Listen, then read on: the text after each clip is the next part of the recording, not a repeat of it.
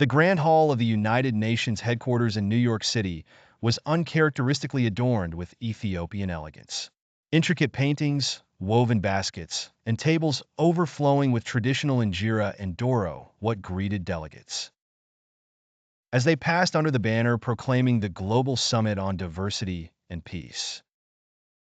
World leaders, one by one, made their entrance not in the conventional suits and ties, but in splendid Ethiopian attire. Joe Biden arrived in a white gabi adorned with gold embroidery, confidently clutching a traditional cane. Xi Jinping wore an impeccably tailored shama featuring subtle dragon motifs. Rishi Sunak opted for a modern twist with a suit fashioned from hand-woven Ethiopian fabric, while Emmanuel Macron draped himself in a royal cape, the edges embroidered with intricate Amharic script. Not to be outdone, Volodymyr Zelensky exchanged his characteristic olive green outfit for a warrior-inspired ensemble. The room collectively gasped as Queen Elizabeth II stepped in, her presence a delightful surprise, crowned in a dazzling Ethiopian tiara.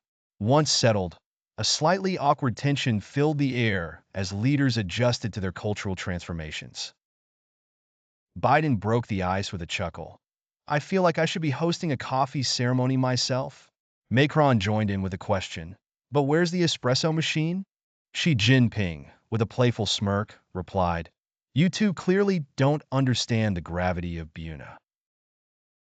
An Ethiopian host swiftly entered the scene, transforming the room into an educational theater by demonstrating the art of the traditional coffee ceremony.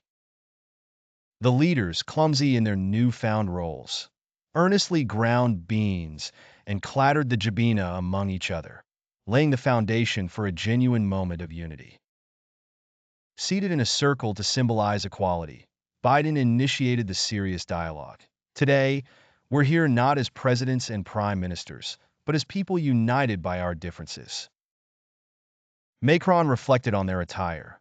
"Wearing these clothes, we are reminded of Ethiopia's history as a symbol of resilience and unity." An African leader punctuated the session with a quote from Haile Selassie.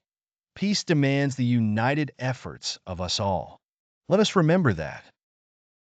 The deliberations moved to address cultural exchange programs, refugee support, and fighting global hate speech, peppered now and then with humor as leaders embraced moments of candid vulnerability. Zelensky, in particular, spilling coffee led to an improvisational peace joke that left the room in stitches. The summit concluded in a celebration of Ethiopian dances, officers practicing the Eskista shoulder dance with varying degrees of success. The hall echoed with laughter as Biden led the room in the wrong direction, while Xi Jinping smoothly restored the rhythm. As the evening drew to a close, leaders stood arm in arm beneath the Ethiopian flag, smiling broadly, unified in their shared experience.